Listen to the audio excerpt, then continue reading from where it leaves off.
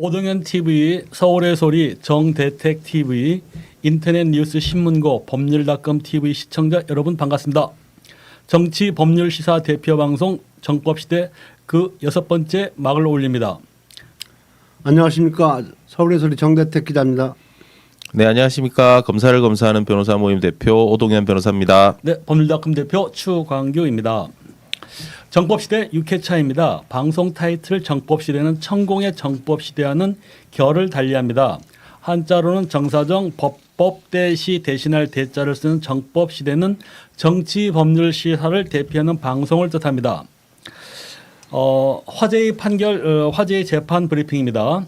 병역 거부자의 양심을 희롱한 대법원은 지난 10월 25일 병역 거부자 나단 씨가 제기한 행정소송 상고를 기각했습니다. 지난 2020년 대체역 편입을 신청한 나단 씨는 자신이 가진 반전평화 비폭력 신념의 기반이 사회주의라고 밝힌 바 있습니다. 대체역 심사위는 이 신청을 기각했고 이후 행정소송으로 이어져 왔습니다. 2020년 대체역 신청 접수가 시작된 이래 최근까지 개인적 신념에 따른 신청자 중에서 유일한 기각 사례였습니다. 앞서 2심인 서울고등법원은 군 복무 거부가 사회주의 신념에 기초한 것이라는 점만으로 원고의 대체역 편입 신청이 이유 없다고 할 수는 없다고 판단했습니다. 그럼에도 대법원은 또 다른 궤변들을 갖다 붙여 끝내 기각하고야 말았습니다. 한편 나단 씨는 곧 형사재판 1심 선고도 앞두고 있습니다.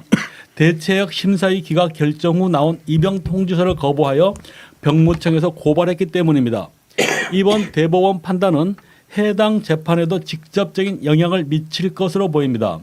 진보당 홍성규 수석 대변인은 재판 결과에 상관없이 이미 여기까지 이른 과정 자체가 우리 사회에 던지는 질문은 깊고도 크다면서 유죄 선고가 나와 당사자가 사법 처벌을 받는다면 그 또한 사법부가 끊임없이 의심했던 나단 씨의 양심을 거듭 확인한 동시에 병역 거부자를 처벌하지 말자는 대체복무 도입 취지조차 근간에서 무너뜨릴 것이라고 지적했습니다.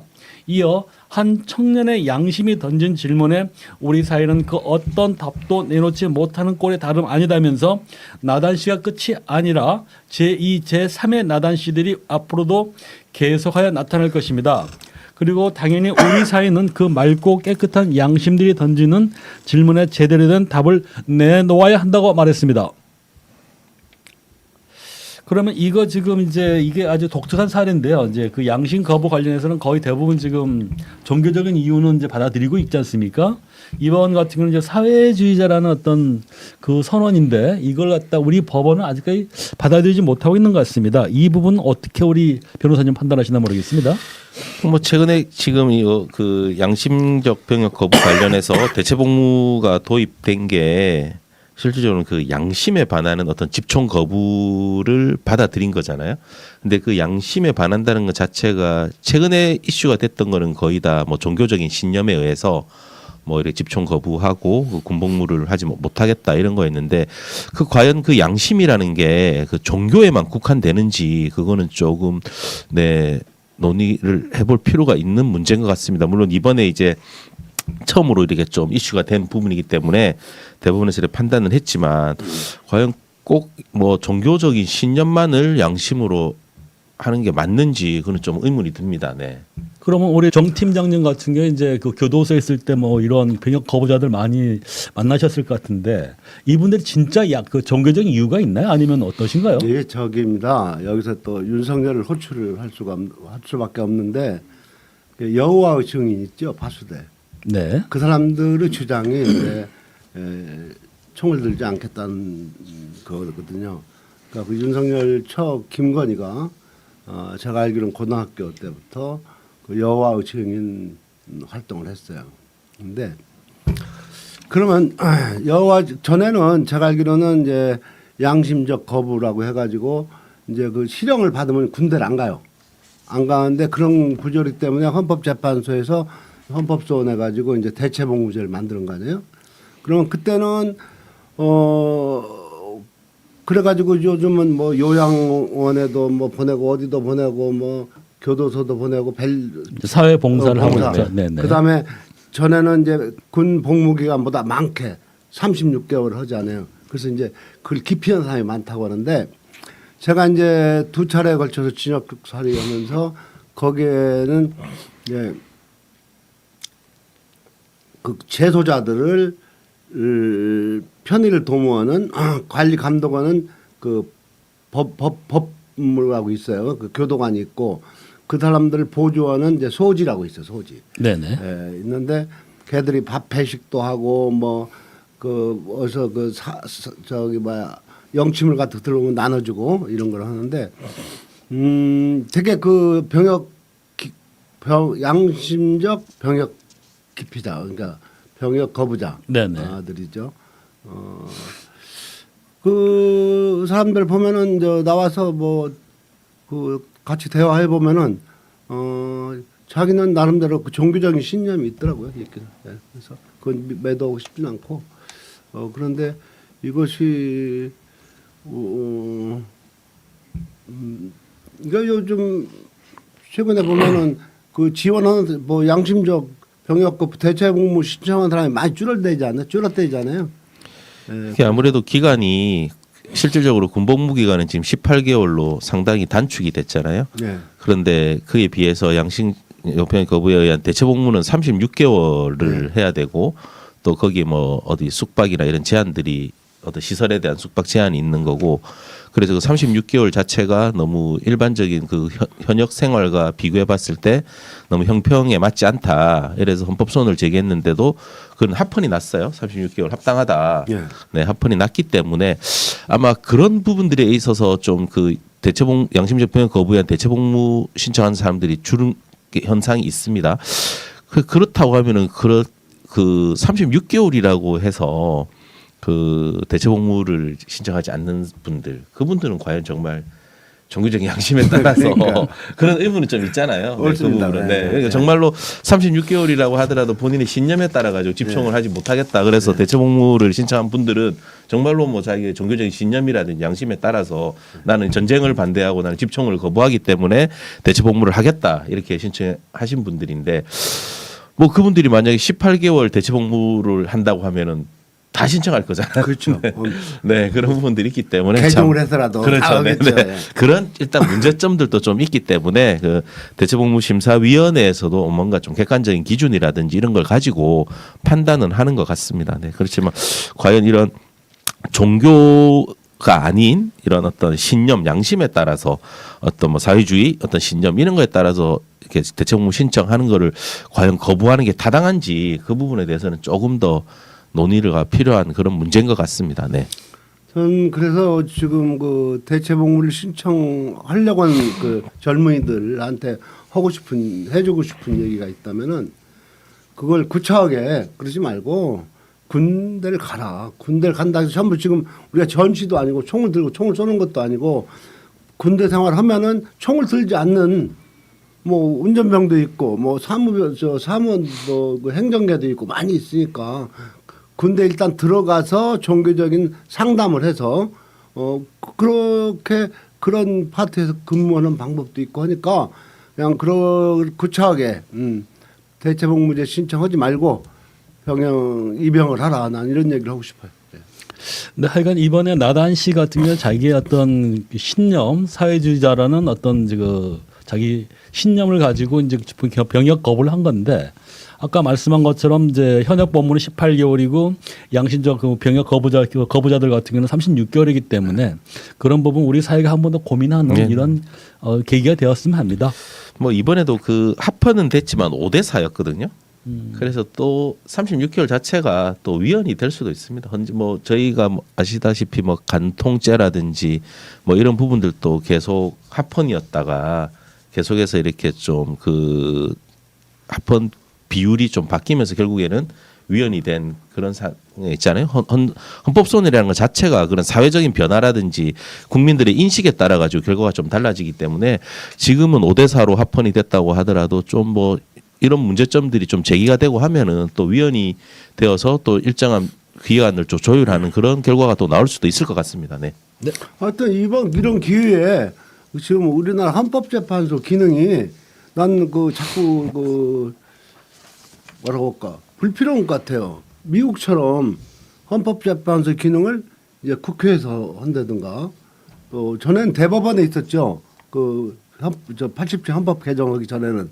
그래서 그 헌법재판소 저도 몇 번 헌법소원도 해보고 했는데 전혀 국민에게 도움이 안 돼요. 옥상 5가 아니고 다른 나라도 네. 이런 제도가 있나 이제 헌법재판소. 독일인가 있다. 네네네. 저희는 뭐 독일법을 따라서 하는 부분들이기 때문에 지금 뭐 개헌 얘기도 나오고 하는데 이 헌법재판소 없어야 돼. 이거 전혀 뭐 거기 들어가는 비용이 얼마인데. 옥상 5 같은 네. 그런 느낌이 들어요. 어떤 그렇습니다. 역할을 못하고 차라리 민의의 전당이 국회에서 그런 어떤 유엔 네. 소송을 담당하는 게 네. 뭐 그게 차라리 맞지 않나 하는 생각까지 듭니다. 네, 그렇습니다. 예. 자, 그러면 하고요. 자, 정법 시대의 한 줄 논평입니다. 대법원이 병역 거부자의 양심을 희롱한 게 부끄럽고 개탄스럽습니다. 도둑놈이 자신 쫓는 경찰을 잡다. 세관 마약 수사 무마 외화 폭로 후 경고 처분을 받은 백혜룡 경정이 행정소송을 제기했습니다. 백혜룡 경정은 지난 11월 6일 오전 서울행정법원 정문 앞에서 행정소송 법률 대리를 맡은 민주사회를 위한 변호사 모임 등과 소장 제출에 앞서 기자 브리핑을 통해 징계 처분의 부당성과 세관 마약 수사 외압에 대한 진상 규명을 촉구했습니다. 백희룡 경정은 말레이시아 마약 조직의 필로폰 밀반입 과정에 세관 직원들이 연루된 혐의를 수사하던 중 관세청과 경찰 수뇌부로부터 외압이 있었다는 의혹을 제기했습니다. 이후 백희룡 경정은 2024년 8월 22일 서울경찰청으로부터 수사 진행 중인 사항이 포함된 기사들이 단독 보고되었음에도 상급 기관에 보고하지 않아 공보 규칙을 위반했다는 사유로 경고 처분을 받았습니다. 백희룡 경정은 경고 처분이 부당하다며 이의를 제기했지만 서울경찰청 청문감사인권 담당관실은 백 경정의 이의 신청을 기각했습니다. 백희룡 경정에 대한 징계 처분은 피의자였던 세관 직원이 제기한 국민신문고 민원을 바탕으로 감찰이 개시되어 이루어진 것입니다. 세관 마약 수사 외압 의혹과 관련해 관세청 내부망 알림이와 APIS 사전 승객 정보 시스템에 정보가 등록되어 있던 조직원들이 인천공항을 어떻게 통과할 수 있었는지 아무런 제재 없이 무사 통과한 것은 상식적으로 납득하기 어렵습니다. 세관 직원들의 업무 방기 또는 조력이 있었는지 반드시 진상이 규명되어야 할 것입니다. 수사 이첩을 통보받았다는 백경정의 주장에 대해 최형욱 서울경찰청 폭력계장, 강상문 서울경찰청 형사과장, 김봉식 서울경찰청 수사부장 등은 사건 이첩 지시가 아니라 이첩 검토를 지시한 것이라며 수사 외압을 부인했지만 이에 대한 진상도 규명되어야 한다고 할 것입니다. 또한 검찰은 2023년 2월 김해공항에서 필로폰 유통책 3명을 검거하고 피의자 조사 과정에서 2024년 1월 말레이시아 조직원의 필로폰 밀반입 진술을 확인하고도 추가 수사를 하지 않은 이유가 무엇인지도 밝혀야 할 것입니다. 한편 이날 백희룡 경정 경고처분 취소 소송 법률 대리를 맡은 이창민 변호사는 경고처분서인 경고장에는 수사 진행 사항이 포함된 기사들이 단독 보도되었음에도 상급 기관에 보고하거나 공보 규칙을 위반한 사실 등 인정되어 경고 조치함이라고 기재되어 있는데 경찰청 경찰 수사 사건 등의 공보에 관한 규칙 어느 규정에 적용되었는지 명시적으로 기재되어 있지 않아 구체적으로 어떠한 규정을 위반해 경고 처분을 받았는지 정확히 알 수 없는 형식적 하자가 있다고 밝혔습니다. 또한 경고 처분에 대한 이유 역시 다의적 임의적 해석이 가능하도록 모호하게 기재되어 있어 원고가 어떠한 규정을 위반하고 어떻게 위반하였는지에 대해 알 수 없어 부당한 처분에 해당한다고 밝혔습니다. 경고 처분의 내용을 추정하면 백경정이 2023년 10월 10일 언론 브리핑 이후 몇 차례에 걸쳐 언론 대응을 하였는데 당시 백경정이 사전에 이에 대해 보고하지 않아 공보 규칙을 위반하였다는 것입니다. 이창민 변호사는 언론 브리핑 이후 몇 차례 언론 대응은 2023년 10월 10일 사전 보고한 내용에서 벗어나지 않도록 잘못된 사실관계를 실제 사실관계에 부합하도록 언론에 확인해 준 것에 불과하기 때문에 공보 규칙에 위반한 것이 아니라고 주장했습니다. 또한 언론 대응 관련 공보 규칙 위반 사유로 경고를 포함하여 징계 처분을 받은 적이 없는 것으로 보이고 이는 형평에 어긋난다면 행정법상 평등 원칙 위반이라고 강조했습니다. 그럼 오동현 변호사님, 이게 네. 지금 세관 마약 수사 굉장히 지금 의혹이 모락모락 가지고 피어오르는데 이 부분 수사 어떤 그 변호사 이 전문 그 변호사 사부 그 이쪽 입장에서는 어떻게 바라볼까 이 사건에 대해서는? 지금 이 백혈원 경정 그 마약 수사 외압 관련해서 딱 떠오르는 게 또 박정훈 대령 사건이 비슷하게 지금 떠오르지 않습니까 이게? 그래서 지금 그 박정훈 대령 그 최병 사망 사건 관련해서도 용산 개입 의혹이 지금 드러나고 있고, 그리고 백혈원 경정 마약 수사 외압 사건 같은 경우에도 또 용산에서 관여했다. 뭐 이런 부분들이 다 문제가 되고 있잖아요. 제가 보기에는 지금 이런 마약 수사 같은 경우에 특히 세관을 통해서 이렇게 밀수 뭐 원래 들어오는 경우에 세관의 이렇게 어떤 세관원들의 도움 없이는 거의 불가능합니다. 이게 지금 근데 또 지금 세관 직원들도 지금 일단은 수사 대상 지금 수사를 받고 있지 않습니까? 그 마약 밀수를 도운 부분에 대해서 그렇다고 하면 당연히 그런 부분들이 드러나고 뭐 의혹이 있다고 하면은 정당한 수사 절차를 거쳐가지고 의혹을 밝혀내고 사실관계를 확실하게 이렇게 궁금증 해소하는 게 당연한 그런 수사기관의 그 의무인데, 이상하게 우리나라는 어떻게 된 게 뭔가 외압이 뭔가 수사를 하려고 하는 거를 외부에서 이렇게 못하게 막는 경우가 너무 많은 것 같아요. 그게 다 항상 용산과 관련돼 있는 부분인 거고, 떳떳하게 수사하고 밝혀내면 국민들의 의혹도 없어지고 하는 건데, 이건 또 뭔가 누가 개입되어서 이렇게 관여해서 이런 식으로 또 열심히 본인의 업무를 성실하게 수행한 사람을 지금 불이익을 주는 거잖아요. 박정훈 대령도 그렇고, 이런 부분들에 대해서는 참 국민들이 많이 의문을 가질 수밖에 없는 것 같습니다. 네. 그러니까 이게 지금 가장 핵심이 들여다보면 이거더라고요. APIS 해가지고 사전 등록을 해가지고 이 사람이 들어가니까 세관은 너네가 애들을 컴보를 해줘라, 밖으로 빼줘라는 거거든요. 그런 명백하게 있는데도 불구하고 수사를 안 하는데, 마약 수사하면 굉장히 좋아하는 우리 윤석열 정부에서 이 사건만큼은 안 하고 있다는 게 참 신기합니다. 그렇죠. 맞습니다. 네. 우리 정 대표 회장님은 그러니까 예. 마약 수사 집중한다고 해가지고 그 2022년 10월 29일 날 네. 용산에서 그 참 생떼 같은 159명이 생겼죠. 그 세관 쪽 얘기를 하면 제가 70년대 말부터 이 사건 제가 이제 2000년대 초까지 뭐 해외를 한 100여 회 이상 다니면서 쭉 보아온 거 보면은 아까 변호사님 말씀대로 그 이런 그 밀수 쪽에 이런 것은 세관 안 끼고 못합니다. 못하는데 내가 경험한 바로는 제가 그 87년도인가 88년도인가 유럽을 한 달 갔다 와요. 그 일행이 한 15명, 한 20명 됐어요. 그 중에 롤렉스를 들고 온 사람이 스위스를 가갖고 롤렉스. 근데 그 사람은 딱 그 기내에서 나오니까 누가 밖에 서 있어요. 그거 딱 받아가더라고.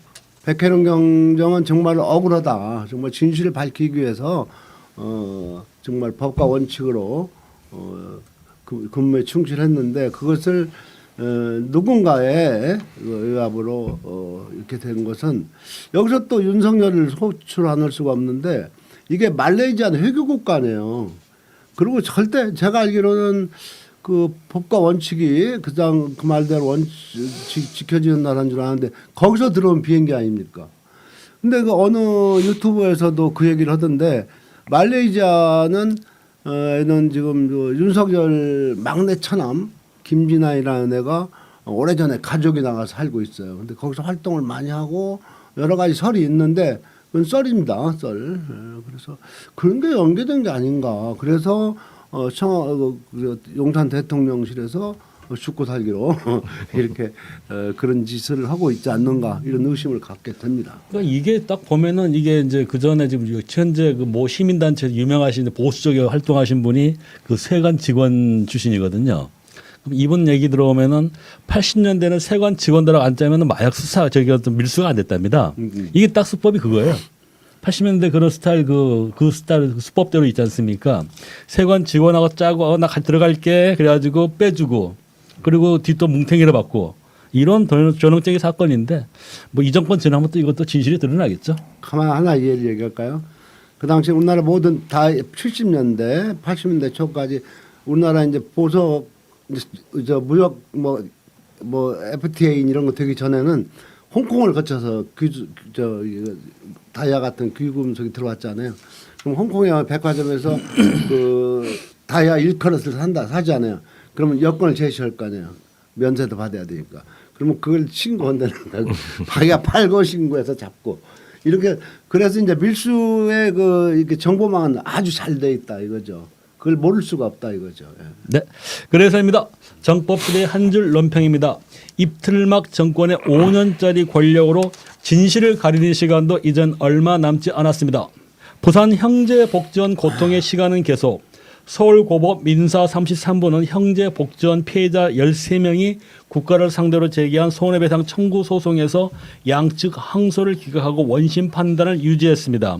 형제복지원은 1975년부터 1987년까지 내무부 훈령에 따라 부산에서 운영된 불량화 수용시설입니다. 이 시설 내에선 강금, 폭행, 성폭행 등 여러 범죄와 가혹행위가 일상적으로 이루어진 것으로 드러났습니다. 권위주의 정부 시절 국가 권력이 법적 근거 없이 사회적 약자를 탄압한 대표적인 사례입니다. 지난해 1심 재판부는 형제복지원 피해자들에 대한 국가 책임을 인정하고 원고에게 수용기간 1년당 8천만 원을 지급하라고 판결했습니다. 피해자 26명이 청구한 금액 203억 원 중 145억 8천만 원이 인정됐습니다. 법원이 지난해 12월 다른 형제복지원 피해자들이 국가를 상대로 낸 손해배상 청구 소송에서 처음으로 국가의 배상 책임을 인정한 뒤 이번 2심 판결을 포함해 하급심에서 같은 취지의 판결이 이어지고 있는 것입니다. 그럼에도 피고인 대한민국은 사건마다 재판부의 판단을 받아들이지 않고 소송을 이어가고 있습니다. 소송 결과가 뻔하게 예상되는 사건임에도 소송 당사자인 법무부의 고집으로 피해자들의 고통의 시간만 길어지고 있는 것입니다. 이 부분 관련해서 우리 오동현 변호사님은 어떤 국가 권력의 남용이 아닌가 하는 생각이 들거든요. 이미 어떤 그 판결의 결과는 뻔한 거고 말 그대로 뭐 지연된 정의는 정의가 아니라고 하듯이 신속하게 그분들에 대한 어떤 고통의 시간을 보상이 돼야 되는데 이렇게 지연되는 그런 걸 막는 방법은 없나요? 참 이런 형제복지원 사건 다들 아시겠지만 대표적인 정말 국가에서 임의로 어떤 뭐 권한을 민간에게 부여해가지고 민간에서 아무런 법적 근거 없이 또 명확한 기준 없이 일반인들을 그냥 불황하라고 이렇게 규정해서 막 잡아들여가지고 개인적 뭐 사적으로 감금하고 뭐 일을 시키고 뭐 이런 사안이잖아요 이게. 이부터는 명백히 국가 책임이 인정되는 사안이고 이런 사안에서는 국가는 이런 분들에 대해서 당연히 사과하고 책임 있는 자세로 이렇게 손해배상을 당연히 이렇게 부담을 해야 되는 게 마땅한데 이렇게 뻔한 결과가 나오는 소송으로 해서 계속해서 피해자분들을 지금 이중으로 계속 괴롭히는 그런 사안이거든요. 이게 벌써 한 40년이 다 돼가는데 한 37년 가까이 지난 그런데도 불구하고 제대로 된 피해 배상 하나 없이 참 이런 분 국가가 정말 자신들의 책임을 방기하는 그런 사안이라고 보입니다. 네. 우리 정 팀장님은 이 부분은 어떻게 판단하시나요? 국가 폭력인데 전두환 정권의 악랄한 폭정이죠. 대표적인 게 삼천교육대고 그다음에 형제복지원 사건인데 검찰을 성토 안 할 수가 없는데 검사들은 이 대표적인 피해자가 이문정 검사입니다. 자기가 검사의 양심을 아무리 봐도 유죄를 구형을 선고할 수 없어서 이제 무죄를 선고했지 않습니까? 그것이 이제 상명하복 검사통일제 위반이라고 해서 징계를 매기고 했었잖아요. 근데 이 국가재판은 대개 서울 각 고등법원에서 맡아서 하죠. 변호사님. 네. 국가 사건은 각 고등법원에서 맡아 하잖아요. 1심은 뭐 하고 항소심은 고등에서 네. 네, 고등에서. 네네. 그래서 이번 건도 지금 법무관 항소심에서 소속은 어디 법무부에 소속되어 있는 건가요? 그러니까 법무 네네네. 국가 대한민국을 대표는 법무부입니다. 그래서 네. 대한민국을 상대로 하는 소속의 대표는 그 법무부 장관을 상대로 하게 돼 있습니다. 법무부서 국가재판 소송을 법무부 하는데 그 사건 개별 사건은 고등법원에서 취급을 하고 그다음에 또 저거 있죠. 공단. 정부법무공단. 네. 법무공단이고 국가 지금 그 공단 이사장이 그 여자 검사 조 누구죠?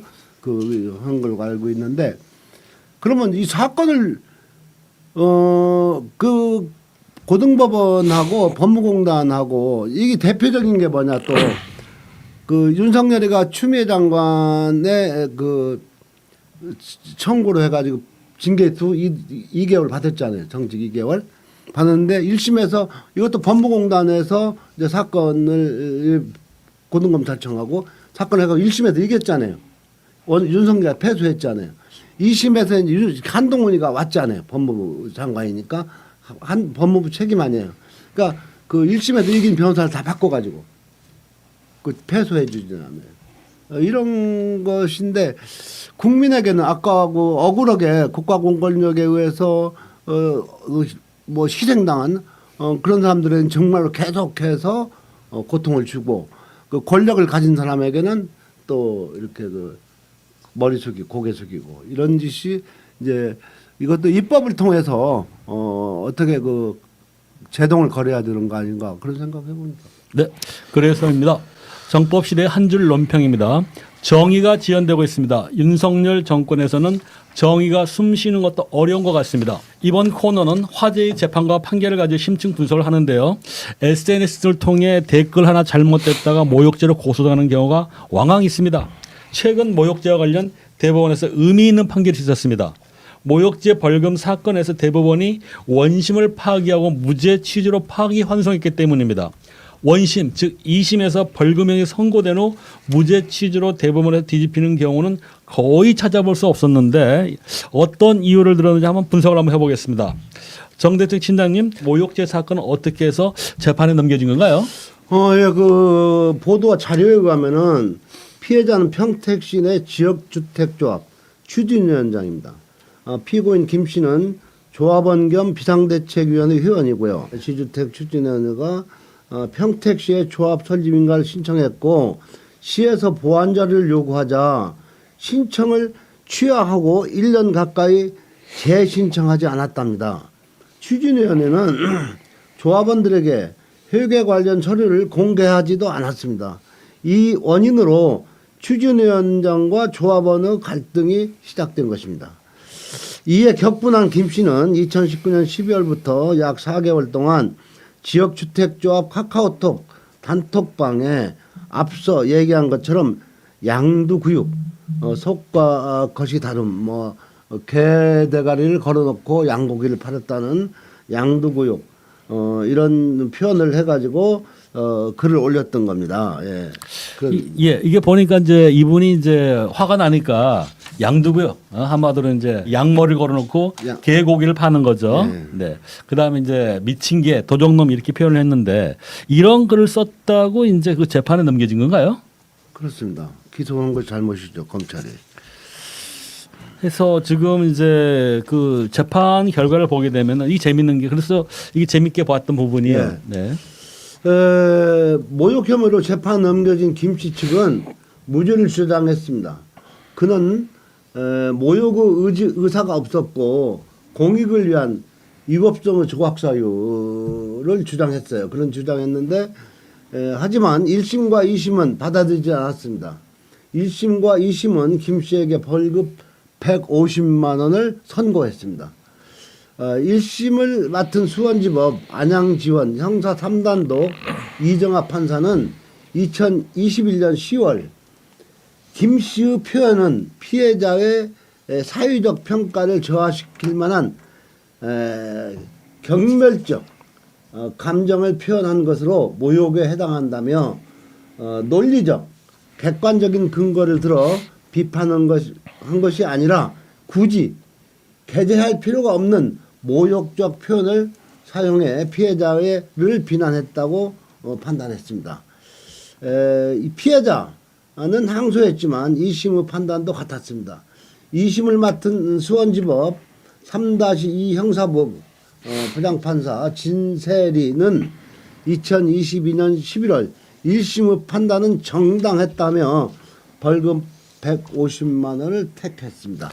결국 이제 1, 2심에서 벌금 150만 원을 받았는데 자 그러면은 대법원에서는 이걸 어떻게 판단했나 오 변호사님? 지금 모욕이라는 것 자체가 상당히 좀 추상적인 거잖아요. 사실에 대한 게 아니라 어떤 경멸적인 표현을 쓴 경우에 그걸 모욕이라고 하는데 일반 국민분들이 판단하실 때는 모욕에 해당하는지 안 하는지가 상당히 애매한 부분들이 꽤 많을 것 같습니다. 그래서 이번 건 같은 경우에는 대법원에서 사건을 판단할 때는 그냥 단순한 그 표현 하나만 가지고 판단하는 게 아니라 그 당사자 간의 관계라든지 그 표현이 나오게 된 전후 사정이라든지 이런 부분들을 전체적으로 다 판단해서 맥락을 통해서 이게 과연 모욕에 해당하는지 그런 부분들을 판단을 하는데 이번에 이 판결 같은 경우에는 왜 이런 대화가 이루어졌는지 그 대화방의 또 성격이 뭔지 그리고 이런 표현을 한 사람이 그 피해자와 어떤 관계인지 그리고 왜 어떤 사정에 따라 가지고 이런 글을 썼는지 이런 부분들을 다 고려해서 그래 봤을 때는 어떤 뭐 가벼운 뭐 추상적인 그 표현에 해당한다. 어떤 개인에 대한 부정적인 평가나 비판적 의견이 아니라 추상적인 가벼운 표현에 해당하기 때문에 뭐 어떤 모욕에 해당하기에는 보기는 외부적인 어떤 명예를 침해할 정도의 모욕에 해당하지는 않는다. 이렇게 판단해서 무죄를 선고한 것 같습니다. 네. 그러니까 저는 이번 사건을 참 재밌게 보는 게 이게 지금 사실 악당들이 사실 많거든요. 진짜 악당 빌런들이 많은데 그런 빌런들에 대해서 이제 비난하게 되면은 그걸 돈벌이 수단으로 사용하더라고요. 뭐 대표적인 게 지금 저 국정농단에 들어가 있는 분의 따님이 아주 그걸 애용하시던데. 정모 씨. 예. 이름하면 또 바로 우리도 웃어 들어옵니다. 모욕했다고. 네. 근데 이게 지금 그러면 판례로 굳어질 수가 있는 건가요? 이 판례를 굳어지기에는 상당히 애매할 겁니다. 개인 사안에 따라서 아까도 말씀드렸지만 대법원에서 이번에 이렇게 무죄를 선고한 좀 특수한 경우에 해당하거든요. 이거는 그런 어떤 그 피해자와 그 피고인의 간의 어떤 그 사정, 전후 배경을 다 고려해서 한 부분이기 때문에 아마 이걸 일관해서 다 또 적용하기에는 쉽지 않을 것 같고 특히 제 개인적인 생각으로는 이런 무죄 판결이 난 이유가 지주택이라는 특수한 상황 때문에 그럴 거예요. 지금 현재 지주택 때문에 전국적으로 조합원들이 피해를 입은 경우가 상당히 많거든요. 그렇죠. 몸살을 앓고 있죠. 그래서 많은 소송들이 진행되고 있고 그게 상당한 긴 기간 동안 자신의 재산권을 행사하지 못하는 그런 불합리한 결과가 발생하기도 하고 그게 어떻게 보면 지역주택 추진위원 위원장들 그 분들의 어떤 그런 행태라든지 소극적인 태도들 이런 것 때문에 피해를 보는 분들이 많기 때문에 그런 분들의 사정이 좀 감안되지 않았나 그래 보입니다. 이게 보통 일반 이런 지주택 사건이 아니라 일반 개인 간의 분쟁이라든지 사소한 사적 어떤 그 분쟁에 의해 가지고 이런 표현을 썼다고 하면 이거는 100% 모욕죄에 해당하거든요. 이거는 또 이 문구 자체만 표현 자체만 보더라도 다른 사건들하고 비교해 봤을 때 이거는 모욕죄에 거의 이때까지 다 해당하는 걸로 판단을 했습니다. 그래서 이런 어떤 전후 사정이라든지 피해자와 그 피고인과의 관계 등을 고려해서 대법원에서 좀 이례적으로 무죄 선고를 하지 않았나 그렇게 보입니다. 네. 그렇다면 앞으로도 이제 어떤 그런 전후 맥락에서 상대방과 어떤 오랜 갈등이 있었다 내지는 뭐 그러면은 그런 경우에서는 이 판례가 이제 적용될 여지는 있겠네요. 그렇죠. 일단은 뭐 대법원 판결이 났으니까 네 그런 경우에 있어서는 또 대법원 이런 선례가 있으니까 이 부분에 있어서도 모욕에 해당 우리도 이런 사정에 따라서 이런 표현을 했기 때문에 모욕의 고의가 없었고 그래서 모욕에 해당하지 않는다. 뭐 그렇게 변소할 여지는 충분히 있을 것 같습니다. 네. 자 그러면 이게 이제 말씀하십시오. 네, 이 재판을 보면서요. 제가 이제 이 1, 2심이 전부 그 유죄를 인정했잖아요. 그렇죠. 그러면 보통 대법원에 가면 심리 불속행이라는 게 있어요. 1, 2심 패소. 그건 무죄 이제 민사 사건이고요. 뭐 형사 사건은 그게 아닐 텐데 그 맞습니다. 그거 같은 심리 불속행인가요? 심리 불속행이 아니라 말씀하시는 그 심리 불속행은 민사에서 네, 아예 심리하지 않고 바로 상고 기각하는 걸 심리 불속행이라고 하는데 형사에서는 뭐 심리 불속행이라는 그런 표현이 아니라 상고 사유가 있습니다. 네. 상고 사유가 있어가지고 그 상고 사유에 해당하는지를 판단을 하는 거거든요. 그래서 뭐 당연히 양형 같은 경우에 있어서는 10년 이상형에 해당하지 않는 경우에는 아예 상고 사유가 되지 않기 때문에 그렇게 또 그 상고 기각을 할 거고 그 유무죄 같은 경우에 있어서도 사실 판단을 가지고 대법원은 법률심이기 때문에 사실 판단을 하지는 않잖아요. 그러니까 이 부분에 있어서 사실 판단이라는 거는 그 둘 간의 배경이라든지 이런 표현이 있었는지 여부라든지 이런 부분들은 1심, 2심에서 확정한 그 사실관계를 그대로 가지고 법리적으로 이제 판단을 하는 부분인 건데 이 대법원에서는 이 건 같은 경우에는 그 모욕에 해당하는지 그걸 법리적으로 판단해 봤을 때 모욕에 해당하지 않는다 이렇게 판단해서 상고를 진행한 것 같습니다. 그런데 그렇지만 벌금형 을 이렇게 상고를 해서 예. 대법원에서 심리를 해서 이렇게 무죄 선고한 건 상당히 이례적인 건 맞습니다. 네네. 그러니까 뭐 아시지만 그 공선법 사건은 상당히 많거든요. 이번에 그 뭐 정읍시장 사건도 그렇지만 공선법 사건이야 대부분 중요한 게 100만 원 이상의 형에 해당하냐 안 하느냐에 따라 가지고 피선고권이 박탈되기 때문에 그건 이제 대법원에서 상당히 많이 뭐 대법원도 올라가고 대법원에서 판단을 해서 파기환송되는 경우도 많고 하는데 그런 공선법 위반이 아니라 일반 이런 모욕이라든지 뭐 형사 사건에서 벌금형을 선고받았는데 대법원에서 벌금 항소심에서 벌금형을 선고한 것을 무죄로 이렇게 한 거는 상당히 이례적이라고 볼 수 있습니다. 네. 무죄를 유죄 취지로 파기환. 네네네네. 하여튼 저도 그 모욕을 한번 고소를 해본 적이 있어요. 네. 여기서 또 윤석열이가 등장하는데 그 최은순하고 재판을 하는데 이제 최은순이가 우리 사위가 변호사를 하나 소개해 줬는데 일반 변호사 열보다 유능하다. 그 변호사도 그냥 바로 이상중입니다. 이상중. 이상중인데 이놈이 저하고 이제 고등법원 지금에서 그 재판하는데 내가 이 사건 뒤에는 윤석열이가 있다. 그 당시에 중앙지검장이었어요. 그랬더니 이놈이 버럭하더니 뭐 나보고 이제 판사한테 또 뭐 대든 거예요. 그러다가 어쨌든 재판이 끝나고 나오다가 나오는데 이제 방청객들이 많이 왔어요. 그때 관청 피해자 모임 구성이라. 근데 나를 비난하는 거예요. 이 새끼 아무것도 없는 새끼가 까분다고 뭐 그런 식으로 하는 거야. 야 이 새끼야 왜 내가 아무것도 없냐. 나 아들도 있고 딸도 있고 내가 막 했죠. 고소를 했어요. 그 사실확인서 받아가지고.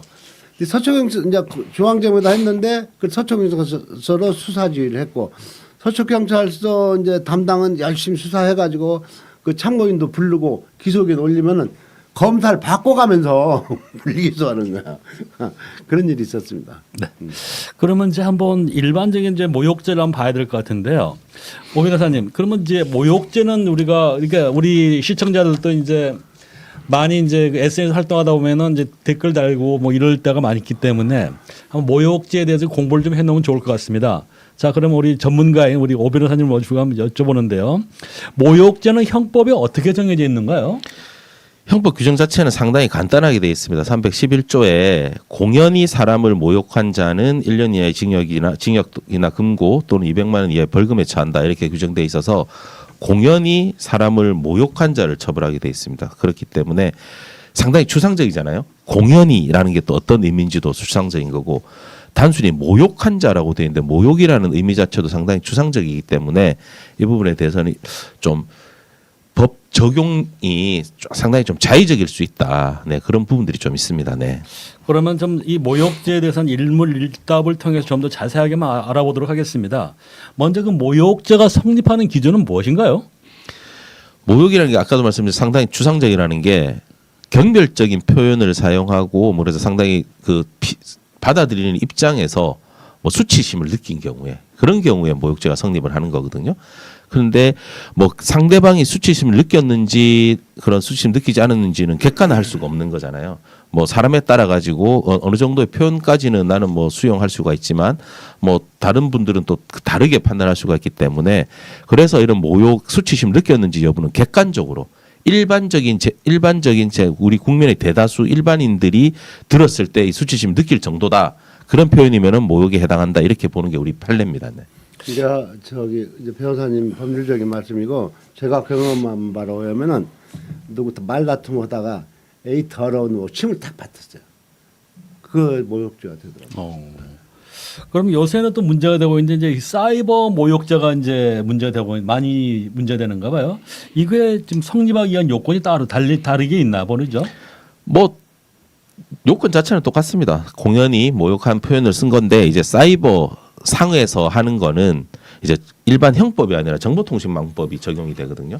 그래서 더 가중처벌이 됩니다. 가중처벌되는 이유는 일반적으로 그냥 이 공개된 장소에서 얘기했을 때는 그 장소에 있는 분들에게만 어떤 이렇게 좀 그런 표현이 전달이 되는 비해서 SNS라든지 뭐 인터넷 통신이라든지 뭐 그런 부분을 통해서 그런 표현을 한 거는 불특정 다수에게 단시간에 짧은 시간에 많은 사람들에게 전파 가능하기 때문에 많은 사람들이 볼 수가 있기 때문에 그렇기 때문에 그런 위험 때문에 더 가중 처벌하는 규정을 우리 정보통신망법으로 두고 있습니다. 그럼 단톡방에서 이제 그런 모욕죄를 범하는 건 사이버 모욕죄네요. 그렇죠, 네 맞습니다, 네, 네.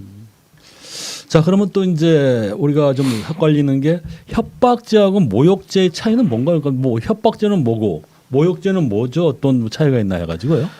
뭐 협박 모욕은 크게 뭐 비슷한 전혀 좀 결을 좀 달리하는 범죄거든요. 그러니까 모욕과 명예훼손은 같은 비슷한 유형의 범죄인데 협박이라는 건 다 그러니까 느끼는 정도입니다. 그러니까 협박이라는 거는 내가 정말 공포를 느꼈는지에 따라서 달라지는 거고 모욕은 내가 수치심을 느꼈느냐에 따라 달라지는 그런 부분이기 때문에 만약 예를 들어서 앞에 있는 사람들도 여러분 또 협박 같은 경우에는 공연성이 필요 없습니다. 1대1 그러니까 1대1 피해자와 그 협박한 사람이 1대1로 있는 경우에도 죽여버리겠다. 이랬을 때 내가 정말 공포심을 느끼면은 협박이 성립을 합니다. 그런데 모욕이나 명예훼손 같은 경우는 공연성이 있어야 되기 때문에 공연성이라는 거는 그 피해자에게 개인적으로 얘기한 거는 모욕이나 명예훼손에 해당하지 않습니다. 그게 들은 제3자가 있는 경우에 그런 경우 불특정 다수 또는 불특정인이 있는 경우에 그 사람들이 들은 부분들에 대해서 평가하는 거기 때문에 협박과 모욕죄는 조금 성격이 완전 다른 그런 유형입니다. 네. 아까 말씀하신 이제 모욕죄 그 이제 구성 요건 중에 특정성이라는 뜻 말씀하시던 게 뭔가요? 구체적으로 말씀하시면. 모욕죄 자체에서 특정성 자체는 없고요. 근데 아까도 말씀드린 공연이 사람을 모욕한 경우에 성립하는 거기 때문에 그건 일반 형법상에 있어서는 이게 지금 모욕이라는 것 자체 일반 형법상에 있어서는 여기 여러 명이 지금 이 자리에서 이렇게 모욕적인 표현을 했을 때 그러면 당연히 누구한테 했는지는 주위 사람들이 다 알고 있기 때문에 특별히 특정성 요건이 필요가 없는데 사이버 어떤 그런 정보통신망법이라는 이런 부분에 있어서는 뭐 특정히 누구 이름을 쓰지 않고 이렇게 했다고 하더라도 그 사람에 대한 표현이라는 게 밝혀지면은 그게 그러니까 어떤 그 전후 사정이라든지 그 사이트라든지 아니면은 그 어떤 단톡방이라든지 그런 SNS에서 표현을 했을 때 이게 누구에게 한 거다 일반인들이 봤을 때 알려지면 그게 이제 그 대상이 특정됐다고 봐가지고 그게 성립하는 그런 정도입니다. 네. 그러면 인터넷 기사 댓글에서 이제 어떤 페이스북이나 이런 데서 모욕죄가 성립하려면 어떤 요건이 필요할까요? 뭐 일반적인 SNS에도 동일하게 아까 말씀드린 모욕적인 표현, 수치심 느끼는 표현이 있었다는 거. 그리고 그 표현을 누구에게 했는지를 불특정 다수인들이 봤을 때 그 글을 봤을 때 이거는 누구를 대상으로 하는구나. 그게 특정 가능하면 그거는 네, 모욕죄가 성립합니다. 네. 네. 그러면 이제 또 그 모욕죄 객관적인 구성 요건은 어떻게 되나 모르겠습니다. 그러니까 모욕죄 구성 요건이 말씀드린 딱 그 두 가지입니다. 우리 형법에 규정하고 있는 거는 공연이 모욕한 경우. 그러니까 공연이라는 게 아까 말씀드린 1대1인 경우가 아니라 불특정 다수인 여러 명이 있는 데서 그렇게 표현한 것 자체를 우리는 그 공연성이 있다고 보는 거거든요. 네, 그래서 1대1이 아니라 뭐 3명이 있다고 하더라도 그 당사자 그 표현한 당사자와 피해자 외에 다른 제3자가 있는 경우에는 공연성이 인정된다고 봐가지고 그런 상황에서 어떤 수치 경멸이라든지 수치심을 느낄 만한 표현을 하면은 모욕죄가 성립합니다. 네. 그럼 예를 들어 가지고 이제 하나의 그 인터넷 커뮤니티에서 보니까 한 사람 이름이 있어요. 그 이름을 갖다가 좀 비슷하게 해가지고 메이야 이제 그 이름을 떠올리게 이제 그렇게 표현을 했더라고요. 네네네. 이런 경우도 모욕죄 형성이 되나요? 그런 경우도 특정된 누군지 특정할 수 있으면 모욕죄가 성립하는 거죠. 네. 그러니까 구체적으로 뭐 누구누구 아무개 뭐 어떤 뭐 표현 이렇게 그러니까 이름과 비슷하게 부르는 네네. 거예요. 그렇다고 네. 하더라도 그게 이름은 아니지만 네. 누가 보더라도 그 표현이 그 아무개라는 사람을 특정할 수 누가 보더라도 이 사람을 대상으로 하는 말이구나. 그게 특정이 되면은 성립하는 부분입니다. 그럼 예를 들어서 그거는 이제 그 표현은 사실 어떤 S 커뮤니티 그 회원들만 알 수 있는 거고 제 3자들은 전혀 모르거든요. 그 회원들도 공연성에서 말하는 다수인에 해당하는 거죠. 제3자에. 네, 제3자에 해당하는 거죠. 그러니까 그 메이야 한 자체가 네. 모욕죄에 해당한다. 맞습니다. 네. 자, 그럼 모욕죄와 이제 명예훼손죄가 될 것 같은데 또 허위 사실 유포죄의 차이가 굉장히 좀 저는 애매모호하더라고요. 이게 어떤 차이가 있나 모르겠습니다. 간단하게 말씀드려서 이 사실인지 아닌지에 따라서 다른 겁니다. 사실인지 아닌지에 따라서 명예훼손 같은 경우에는 우리 법 같은 경우에는 사실을 말한 경우에도 명예훼손이 되는 거고 허위 사실을 말한 경우에도 명예훼손이 되는데 그거는 표현의 대상이 사실입니다. 사실. 뭐 이게 지금 종이컵이다 아니다. 이거는 사실이잖아요. 근데 이 종이컵이 크기가 뭐 크다 적다. 이거는 사실이 아니잖아요. 평가잖아요. 평가. 그 부분들인 건데 만약 이 종이컵이 뭐 이게 종이컵인데 이게 유리컵이다. 이렇게 얘기하면 이거는 사실을 허위 사실이잖아요. 허위 사실. 이거는 명백히 판단이 되는 거잖아요. 이게 사실인지 아닌지는 그런 부분에 있어서 이게 사실인지 허위 사실인지에 따라 가지고 사실 적시 명예훼손이 되고 허위 사실 적시 명예훼손이 되는 거고 특히 허위 사실 적시 명예훼손 같은 경우에는 더 가중해서 처벌을 하는 거고 그렇지만 모욕죄는 아까도 말씀드렸지만 그 사람에 대해서 모욕적인 표현을 하는 거예요. 아까 그 지금 그 지주택 사건에서도 뭐 미친 개 뭐 도적 뭐 이렇게 미친 개 이렇게 얘기한 게 네, 그 사람을 가지고 미친 개라고 한 게 사실은 아니잖아요. 사람인데. 근데 그거는 모욕적인 표현인 거기 때문에 그런 경우에는 명예훼손이 아니라 모욕으로 가는 거죠. 네, 누가 봤을 때 이게 사실 여부를 판단하는 건지 그 사람에 대한 어떤 평가, 수치심 느낄 만한 건 평가를 했는지에 따라서 달라지는 부분입니다. 네. 그럼 예를 들어서 지금 이제 이준석 대표에 대해서 양도구육한다는 비판을 많이 하지 않습니까? 네. 그런 경우도 모욕죄가 그거는 형성될 모욕죄에 해당할 가능성이 있죠. 문제 삼는다고 하면은 그거는 사실 그거는 명예훼손의 문제는 아니니까요. 양도구육이라는 표현 자체를 그 사람을 명예훼손한 게 아니라 그거는 모욕한 걸로 볼 수 있는 거죠. 네. 그럼 관련해서 공공성이랑 그러니까 그 공공장소라 얘기가 나오는데 공공장소랑은 어떻게 해석을 해야 될까요? 그게 이제 공연성이거든요. 공연성. 그 말씀드린 것처럼 불특정 다수인이 있는 경우에는 다 공연성이 인정이 됩니다.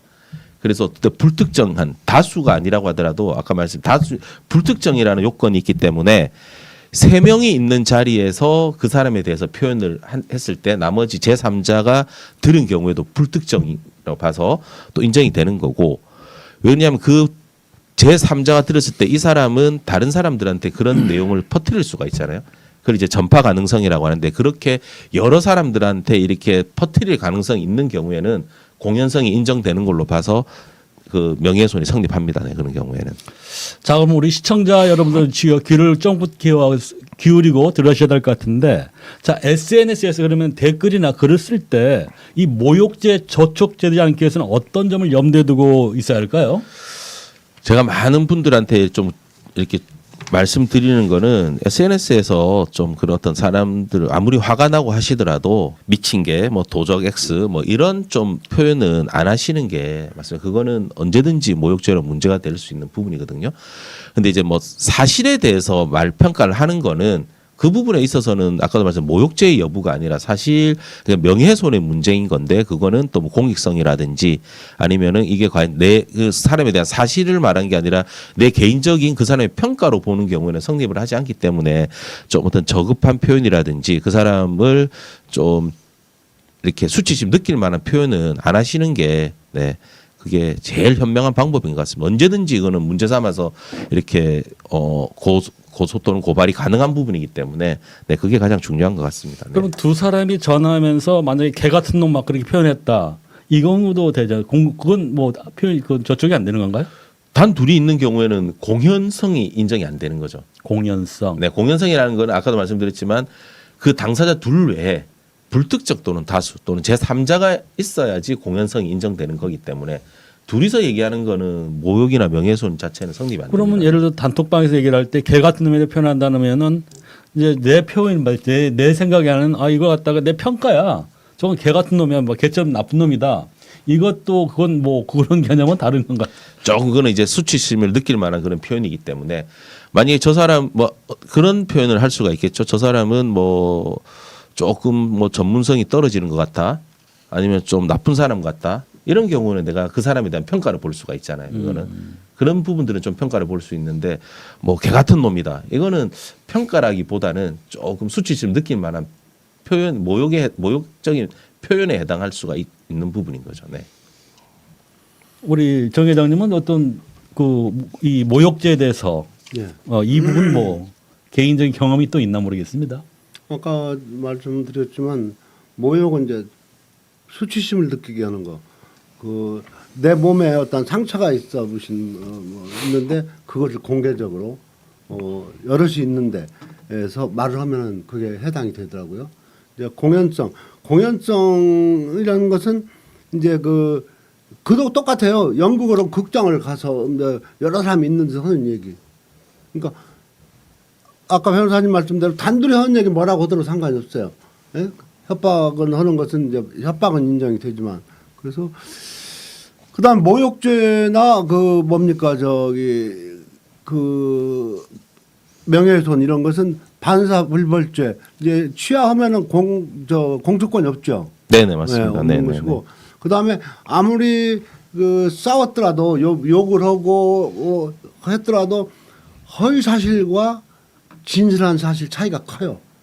허위 사실은 7년 이하의 징역이고 그냥 명예훼손은 5년 이하의 징역인가 그러거든요. 벌금도 세고. 근데 이런 공무원들, 공직자 이런 사람들을 비난하는 것은 사실 역시 비난하면은 죄가 안 돼요. 뭐 310조인가 위법성 조각 사유가 돼가지고 저는 지금 제 페이스북이나 보면 계속 윤석열, 양아치, 김건희, 뭐 이호년 막 하지만 허라 이거요. 그 일부는 기소가 그 부분은 기소가 안 됐어요. 그 부분은 기소가 된 것은 이제 김건희하고 양재태고 부적절한 관계다. 뭐 이런 부분만 됐고 또 그런 건데 조심해야 돼요. 어쨌든 허위사 지금 우리나라는 제가 알기로는 변호사님 진실한 그러니까 사실적시 명예훼손이 우리나라하고 몇 군데밖에 없다고 그래요? 그래서 지금 그 사실적시 명예훼손 자체는 폐지하자는 네. 내용들이 그 사실적시 명예훼손이 규정이 돼 있다 보니까 아무래도 헌법상 기본권이 표현의 자유가 많이 침해되는 사실 그런 부분들이기 때문에 허위 사실이라는 경우에는 당연히 적절한 제한을 하고 처벌해야 되는 게 맞잖아요. 허위 사실을 하는 경우에 그런데 그 사람에 대해서 사실을 이렇게 얘기한 부분까지도 과도하게 이렇게 처벌을 하는 경우에는 조금 표현의 자유를 제한하기 때문에 폐지하는 게 맞지 않나 그런 논의는 지금 계속되고 있습니다. 네. 그래서 사실적시 명예훼손에 대해서는 우리나라는 형사소추를 하지만 일국에서는 민사로 보상을 받는다 그런 얘기를 제가 듣고 있죠. 그래서 우리나라 같은 경우는 아까 사실적시는 2년 이하고요. 허위 사실은 5년 이하로 규정을 하고 있는데 더 가중 처벌을 하는데 사실적시 명예훼손 같은 경우에는 위법성 조각사유 310조에 해가지고 공익을 위해서 한 경우에는 그러니까 워낙 이제 모든 사실적시 명예훼손을 다 처벌해 버리면은 정말로 표현의 자유를 침해하는 부분이 너무 심하기 때문에 우리 형법 같은 경우에는 그거를 좀 보완하는 차원에서 310조를 규정하고 있습니다. 그래서 이게 정말 공공의 목적, 공공의 이익을 위해서 공익적인 사안에서 공공의 이익을 위해서 사실을 표현한 경우에는 그 위법성을 조각해서 처벌하지 않는 규정을 두고 있는데 그렇다고 하더라도 일단은 그거는 뭐 수사 대상이 되든지 재판으로 가면 거기서 다퉈야 되는 거는 상당히 위축될 수밖에 없는 부분인 거잖아요. 그거는 결국에는 무죄를 받는다고 하더라도 재판 과정을 거쳐서 무죄를 받아야 되고 그 부분은 상당히 위축될 수밖에 없는 거기 때문에 궁극적으로는 사실적시 명예훼손은 좀 폐지하는 방향으로 가는 게 맞지 않나 그런 생각이 듭니다. 네. 자, 이상 두 분 말씀 잘 들었고요. 여기서 정법시대 1부 순서를 마치고 잠시 후 2부 순서 이슈인 코너를 진행하겠습니다. 이번 주 이슈인 코너에는 다큐멘터리 포스트 레이드를 제작한 오늘 픽처스 김훈태 대표를 모시고 다큐멘터리 제작 전후 사정과 개봉은 언제 되는지 등 이모저모를 들어보도록 하겠습니다. 감사합니다.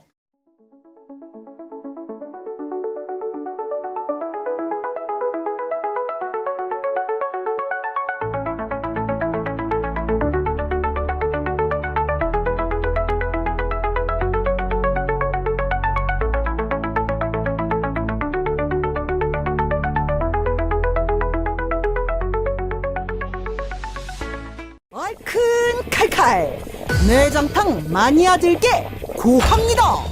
쫄깃쫄깃 양과 내장이 가득가득 듬뿍듬뿍 한우 사골 국물로 진하게 구수함과 얼큰함이 하나가 된 노다지 영양 양곰탕.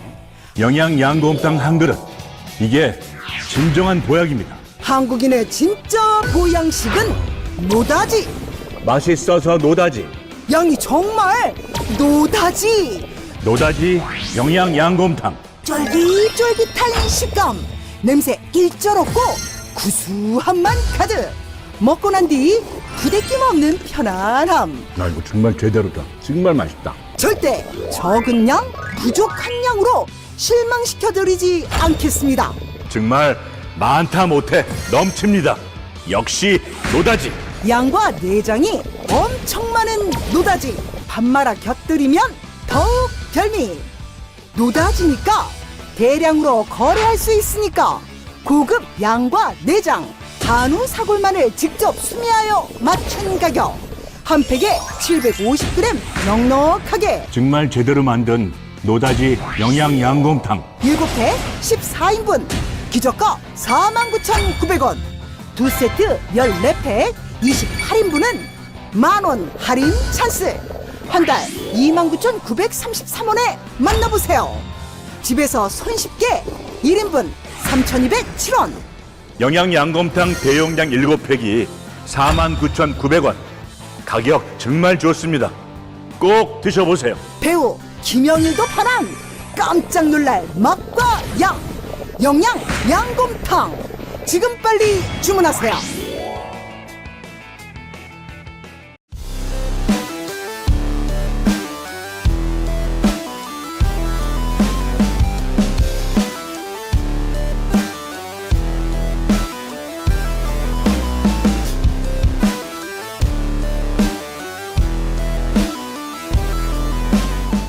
지금부터 정법시대 2부 순서인 이슈인을 시작하겠습니다. 이슈인은 한 주간 재판이나 법률 그리고 시사와 관련한 화제의 인물을 모시고 심층적으로 살펴보는 코너입니다. 예고해드린 대로 윤석열 대통령의 부인 한남동 김 박사에 관한 최초의 다큐멘터리를 제작한 오늘 피처스 김훈태 대표를 모셨습니다. 김훈태 대표님 만나서 반갑습니다. 반갑습니다. 네, 반갑습니다. 그럼 먼저 이제 그 퍼스트 레이디는 어떤 영화인가요? 먼저 좀 설명 좀 부탁드리겠습니다. 네, 이제 지금 한창 국가적인 혼란을 초래하고 있는 김건희 여사에 대한 다큐멘터리고요. 김건희 여사가 저지른 온갖 부정과 만행, 비리에 대한 종합 선물 세트라고 말씀드릴 수 있겠습니다. 그러면 이제 이 영화를 제작하게 된 동기가 됐을 것 같은데 어떤 뭐 동기가 어떻게 맨 처음에 시작은 어떻게 됐나요? 2022년 가을 즈음인데요. 그 이태원 참사가 일어나고 나서 여러 가지 의문점들이 생겼습니다. 대통령실은 용산으로 왜 옮겼을까부터 시작해서 그날 왜 정복 입은 경찰들이 이태원 도로를 통제하지 않았을까? 이런 데서 이제 꼬리에 꼬리를 물고 추적을 해보니 그 전부터 논란이 돼 있었던 김건희와 무속 논란 이런 등등의 문제들 그리고 김건희가 했던 거짓말들 대통령 경선 과정에서 벌어졌던 기자회견 그런 거짓말들에 대한 진상을 좀 더 파헤치고 국민들께 알려야겠다. 그렇게 해서 시작이 됐고요. 물론 이 아이템이 시작된 계기는 이제 이명수 기자와 이제 봉지욱 기자, 그다음에 오마이뉴스의 구영식 기자 이런 분들 같이 만나서 얘기하다가 아이템이 시작됐고요. 다행히 서울의 소리 우리 백은종 대표님께서 흔쾌히 투자를 책임져 주시면서 영화를 완성할 수 있었습니다. 네, 그럼 국회에서 시사회는 계획하고 있으신 거죠? 네, 11월 22일 저녁 22일, 네. 네, 저녁 금요일 7시고요. 네네. 이제 그날은 서울의 소리에 이제 제작 후원을 해주신 이제 시민들을 대상으로 네, 한 400석 정도 되는 400석, 공간이고요. 네네. 예, 그쪽에서 1차로 시작을 하고요. 그리고 개봉 예정일이 저희가 12월 중순인데 11월 말부터 해서 12월 중순까지 순차적으로 지역별로 예, 이제 시사회를 계속 개최할 예정입니다.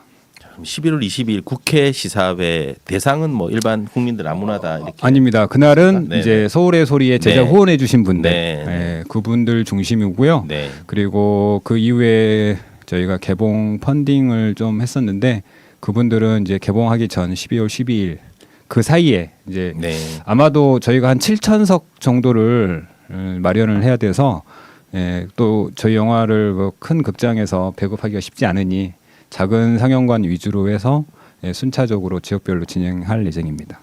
참 펀딩은 참 성공적으로 이제 펀딩 됐다는 걸 들었는데 네. 그 어느 정도나 좀 펀딩이 모금됐나 모르겠습니다. 펀딩은 한 6천여만 원 정도 모금이 됐고요. 그거는 개봉 이제 후반 작업 비용으로 저희가 이제 준비한 거고요.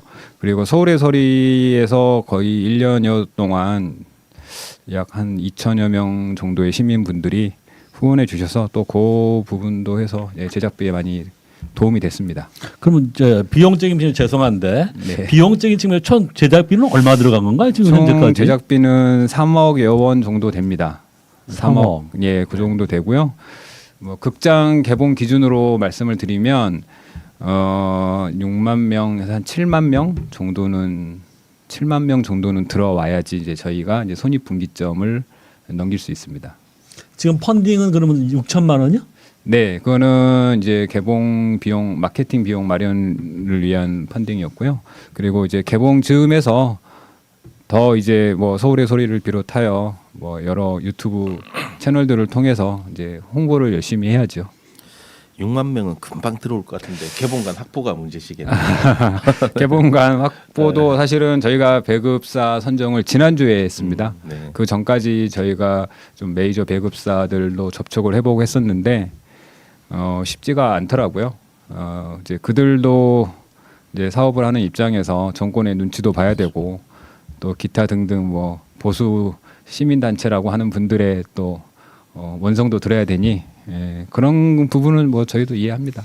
배급사는 뭐 어떤 좀 메이저인가요? 아니면 뭐 중소? 메이저 배급사는 아니지만 영화판에서 그래도 꽤 오랫동안 신망을 가지고 활동하시던 분의 이제 회사를 통해서 물론 이제 그 서울의 소리와 같이 활동하시는 박승복 목사님, 네. 예, 그분 또 예전 이제 운동권 후배시더라고요. 네. 예, 그래서 이제 서로 믿고 이런 뭐 계약 조건 이런 거 크게 따지지 않고 그냥 서로 도우면서 하자 이렇게 말씀하셔서 준비하고 있습니다. 네, 그럼 영화 얘기 좀 한번 해보겠습니다. 네. 자, 퍼스트레이디에서 집중적으로 우리 감독님이 들여다보신 부분은 어떤 부분이신가요? 네. 일단은 이제 여러 등장 인물들이 있는데요. 첫째는 이제 디올백 수수 관련해서 최재형 목사님하고 네. 이명수 기자의 이제 분량이 꽤 많고요. 그리고 이제 정택태 회장님이 문제 제기한 이제 김건희 일가의 과거 비리들, 그런 사건들 내용도 들어가고요. 뭐 양평 고속도로 주가 조작, 학력 위조 이런 내용들이 두루두루 다 네. 포함되어 있습니다.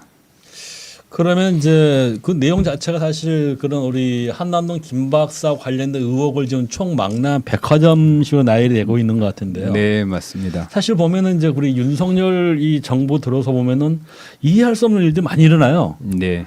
하여간 이해할 수 없는 일만 나타났다면은 일단 무소가 연결하고 그다음에 우리 한남동 김박사하고 두 개의 끈을 연결 딱 묶어놓으면 이건가? 예를 들어서 사실 이런 이해가 안 가는 것 중에 하나가 청와대 그 개방한다면서 분홍색 메아를 꽃을 들고 들어간단 말입니다. 참 기괴한 거 아니겠습니까?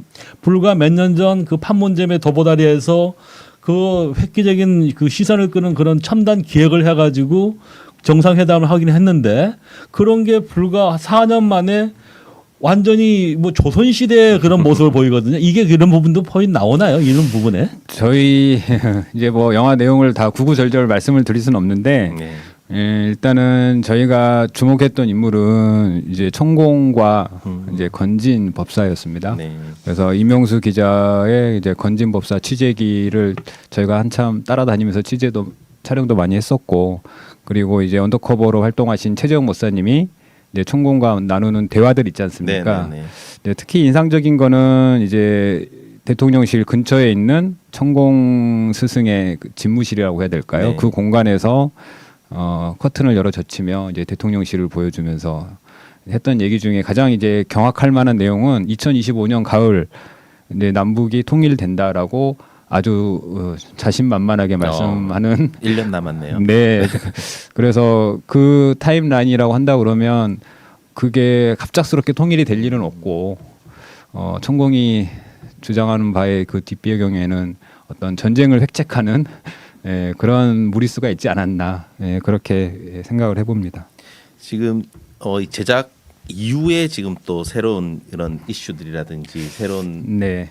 부분들이 많이 나오고 있지 않습니까? 지금 네, 뭐 네. 민주당에서도 그 김건희 퇴진 본부에서 뭐 발표한 게 이제 주술 부분을 집중적으로 좀 이렇게 다루려고 하는데 이번에는 주술이나 이런 새로운 부분들은 좀 빠져 있는 부분들이 좀 그 있죠. 이제 네. 최혜병 사건 관련해서 사건을 무마하는 과정이라든가 이제 명태균 관련 내용은 사실 저희 영화에 들어가 있지 않습니다. 네네네. 하지만 이제 이명수 기자가 최초의 7시간 녹취록을 했던 그 당시의 네. 스토리 녹음 파일을 보면 지금 일어나고 있는 일들이 다 예측 가능한 네네네. 수순이었고요. 네, 그렇습니다. 뭐 흥행 여부에 따라서 이제 새로운 그 말씀 최병 또는 명태균 건 해서 한 2부도 한번 제작을 저희는 기대하고. 이제 향후에 네, 이제 네. 어느 정도 손익분기점 넘고 그렇게 되면 이제 감독판을 다시 한번 네. 제작을 해볼까. 네. 이제 저희가 이제 한 100분 가량의 이제 영화인데 아마도 그런 내용들이 들어가면 좀 더 확장된 내용으로 네. 또 할 수 있지 않나 싶고요. 그리고 더 중요한 거는 저희가 이 영화 심의를 받은 시점이 2024년 올해 4월입니다. 네. 3월 말경에 이제 심의, 그러니까 영상물 등급위원회를 통해서 심의를 신청을 했고요. 그리고 그 결과가 이제 공교롭게도 4월 10일 총선 당일 그 다음 날 네. 그게 등급 통과 메일을 저희가 받았어요. 그러니까 글쎄 영상물 그래도 영화판은 아무래도 이제 저희가 흔히 말하는 이제 뭐 진보 또는 좌파 계열이 많은 분들이 활약하고 계셔서 그런지 몰라도 좀 고민을 많이 하셨지 않나 싶어요. 그래서 총선 결과 이제 이제 진보 진영의 압승으로 끝나면서 좀 더 자신감을 갖고 영상물 등급 심의를 완료하지 않았나 저희들은 그렇게 추측하고 있습니다. 그러면은 나중에 좀 이게 이제 영화관 한번 이렇게 한번 성형이 끝나면은 그 넷플릭스에도 걸리고 그럴 수 있는 거예요? 어떻게 되나요? 그것도 저희도 이제 염두에 두고 저희 이제 초심님, 그러니까 백은종 대표님께서 이 영화를 만드실 때 하셨던 말씀은 딱 하나였어요. 뭐냐면 이쪽 진영 사람들은 유튜브를 보면서 김건희의 온갖 비리상을 다 알고 있지만 정치에 무관심한 또는 중도층, 20, 30대 젊은 층들이 좀 더 많이 봤으면 좋겠다. 초심님께서는 이 영화로 뭐 돈을 벌겠다고 하신 것도 아니고 우리가 알고 있는 정의와 진실을 중도 보수층에게 알리자 이런 목적이 더 크셨기 때문에 저희도 향후에는 뭐 넷플릭스를 비롯한 OTT 또는 뭐 어느 정도 이제 수익이 발생하면 유튜브 통해서 공개하시려고 하시지 않을까 네. 싶네요. 네. 네, 감독판을 좀 기대하는 입장에서 상당히 많은 분들께서 이 영화를 꼭 봐야 된다고 그런 생각이 듭니다. 네. 그럼 윤석열 대통령 당선 이후에 네. 일반 저희 국민들이 상당히 이해할 수 없는 일들이 계속해서 지금 일어나고 있지 않습니까? 한 2년 네. 한 6개월 네. 동안에 이런 일들이 다 김건희 여사와 연결됐다 이렇게 보시는 거죠. 네. 네, 저희가 네. 이제 이 다큐를 찍으면서 김건희 여사를 직접 인터뷰하거나 촬영을 하지 못했지 않습니까? 네. 이제 저희가 이제 영화에 담은 거는 이제 최재형 목사가 아크로비스타에서 담은 영상이 유일하게 이제 김건희 여사가 등장하는 부분인데 저희는 이제 그 하나를 보면 열을 안다고 7시간 녹취록에서 보여줬던 내가 정권을 잡으면부터 네, 시작해서 경찰이 알아서 잘 할 거야 등등 뭐 이런 워딩을 보면 뭐 지금 일들은 사실은 예견이 가능한 일들이었죠. 네. 그러면은 이제 그 영화 이 다큐멘터리 제작하시면서 가장 큰 어려운 뭐 제작 과정 어려움이랄까요? 이건 어떤 게 있었나 모르겠습니다. 이제 다큐멘터리라는 장르 자체가 이제 소외받는 장르이지 않습니까? 거기다가 이제 정치 시사적인 내용을 담고 있고 한쪽 진영에서는 대단히 불편해할 수밖에 없는 내용들이라서 스탭들 구하기가 쉽지가 않았습니다. 처음에 네. 저 이제 처음에는 이제 으쌰으쌰 하면서 시작은 했지만 감독을 비롯하여 뭐 촬영 뭐 이제 녹음 이런 분들이 좀 많이 주저를 했었고요. 제 주변의 감독님들도 좀 못하겠다. 네. 이제 그분들 독립영화계는 대부분 영진이나 영화진흥위원회나 이런 기금들 지원금으로 많은 작품 활동을 하고 있습니다. 그래서 만약에 자기 이름을 걸고 이 영화를 했을 경우에 향후에 이제 가해지는 이제 무언의 압박 이런 것 지원금 중단 이런 것들이 좀 많이 두려웠던 것 같고 저 개인적으로는 제가 2024년 올해 1월 말경부터 2월 초순까지 제 핸드폰에서의 내비게이션 위치가 한동안 용산 대통령실 영내로 잡히는 경우가 한밤중에 계속 일어났었습니다. 네. 그래서 이제 지금이야 이렇게 좀 제가 편하게 웃으면서 얘기하지만 그 당시에는 되게 의아해하면서도 좀 저도 좀 두려움을 느꼈던 그런 순간들이 머리가 찌뼛찌뼛했겠는데요. 네, 그 한밤 그러니까 제가 일요일 날 새벽에 어딘가를 가기 위해서 내비게이션을 켰는데 저희 집 위치가 아니라 네. 용산 대통령실 위치로 제 위치가 내비게이션 이제 지도상에 잡혀가지고 제가 네네. 계속 캡처를 했습니다. 그래서 그게 한 일주일 이상 열흘 정도 계속 지속이 됐고 이제 이쪽 부분에 이제 제가 또 봉지욱 기자한테 도움을 청했죠. 야 지우가 이거 뭐지? 그랬더니 핸드폰이 털렸다. 원격 감시를 당하고 있는 것 같다. 그래서 핸드폰을 초기화했고 네. 그 후에 제가 알아본 바로는 용산 예전에 국방부 자리이기 때문에 거기 지하에 있는 뭐 사이버 사령부, 네. 국방부의 예하 부대인 사이버 사령부에 거기에 댓글 전담 팀이 있는데 아마 그쪽에서 감시를 하는 것 같다라는 얘기를 이제 전해 들었습니다. 네.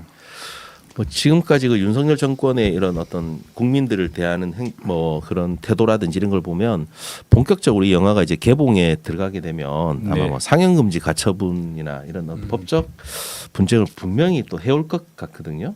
네, 그 부분에 대해서는 어떻게 좀 대비를 하고 계시는지. 네. 가장 이제 상영금지 가처분의 이유는 아무래도 이제 뭐 초상권 침해 네. 내지는 명예훼손 여부겠죠. 이제 근데 그런 부분에 있어서는 저희가 1차적으로 이제 법률 검토를 한번 받긴 받았습니다. 받았고 이제 문제는 뭐 그거와 상관없이 어떤 이유든 상영금지 가처분 신청을 할 것 같고요. 네. 이제 예전에 MBC 스트레이트에서 보도됐던 7시간 녹취록 때처럼 뭐 극히 일부분 내용을 제외한 모든 내용은 국민의 알 권리 차원에서 상영 가능하지 않을까 싶고요. 일단은 저희가 뭐 그 김건희 여사의 그 좀 추악한 모습, 사생활과 관련된 그런 내용들은 사실 많이 뺐습니다. 아. 예. 그리고 좀 오히려 보는 분들한테 불편함을 줄 수도 있는 네. 그런 장면들도 있었고, 예, 그런 내용들은 이제 저희 이제 검토 편집하는 과정에서 많이 삭제를 했습니다. 이 내용을 많이 거르셨네요. 그러니까 저희가 원하는 바는 네. 그의 어떤 그런 추한 개인적인 프라이버시가 아니라 네. 국정농단이라든지 국가 시스템을 무너뜨리는 그런 언행들을 다루고자 했기 때문에 가급적이면 그런 내용들은 영화의 본질과 또 맞지 않다고 생각해서 편집을 했습니다. 그러니까 뭐 김건희 여사를 개인적인 그 사람을 비난하고 네, 공격하기 네. 위한 목적이 아니라 아닙니다. 정말로 이제 네. 공익적인 목적에서 그렇죠. 우리 국민들이 아셔야 되는 부분만 이렇게 네, 네. 좀 표현을 하셨다 그런 말씀이신 네, 네. 것 같습니다. 네. 네. 자, 그러면 이게 영화가 한 100분 정도 달한다고 하는데 이 영화가 던지고 있는 메시지가 있다면 일관하는 어떤 메시지랄까요? 하고 싶은 말, 즉 이 영화를 통해서 그 우리 한남동 김 박사 개인에 대한 그런 건 비난은 아니라고 하셨으니까 네. 그러면은 어떤 메시지를 던지고 싶었는지 우리 감독님은. 일단은 이제 뭐 기획 의도와 무관하게 저희가 이 영화로 얻고자 하는 효과는 되게 명확합니다. 정치를 사람들이 혐오하고 또는 무관심하게 바라보는 경향들이 있지 않습니까? 여러 이유로 그거는 정치인들의 책임이기도 하고 또 기성 언론들의 잘못이기도 한데요. 저는 개인적으로 이 영화가 정치에 무관심한 사람들에게 좀 메시지를 주고 싶어요. 네. 어떤 거냐면 그러니까 우리가 무관심할 때 그러니까 윤건희 정권 같은 괴물이 탄생한다. 그걸 막기 위해서는 우리가 언제든지 투표로 물론 심판을 해야겠지만 그 외에도 늘 우리가 감시의 역할을 해줘야 된다.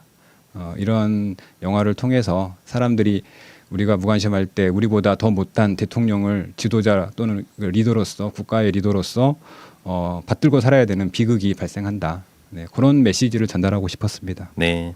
투표 때뿐만 아니라 평소에도 이런 네, 권력을 맞습니다. 저희가 항상 감시하고 네, 네. 지켜보면서 언제든지 우리가 이렇게 제재할 수 있다. 이런 것을 보여주시고 싶은 그런 네, 마음이신 것 같습니다. 맞습니다. 네, 네, 네. 네. 네. 이게 이제 공익적인 감시 역할인데 와치견이라 해야 될까요? 네, 네. 먼저 이런 역할로 봐야 될 것 같은데 이게 앞으로 이제 중요한 게 아까 말씀드린 이제 상업적인 성공인데 아까 그 CGV 등 상영관에 전혀 걸릴 가능성이 없나요? 어떻게 되나요? 이제 아예 싫어요, 걔들이? 일단은 이제 뒷얘기 있을 것 같은데. 그 영화 업계, 그러니까 극장을 포함한 영화 산업을 전체적으로 놓고 보면 저희 영화가 차지하는 비중이야 아주 미미하지 않습니까? 하지만 극장 또는 이제 배급사 입장에서는 1년 내내 새로운 영화들을 계속 이제 극장에 걸어야 되는데 저희 영화 하나 때문에 더 큰 영화를 자기네가 피해를 받는 거에 대해서 이제 우려하는 거였고, 그래서 이 영화만 놓고 봐서 이 영화만 개봉하고 배급사 또는 극장이 문을 닫는 건 아니잖아요. 그들은 또 그들의 사업을 지속해야 되기 때문에 그 점은 충분히 이해하고요.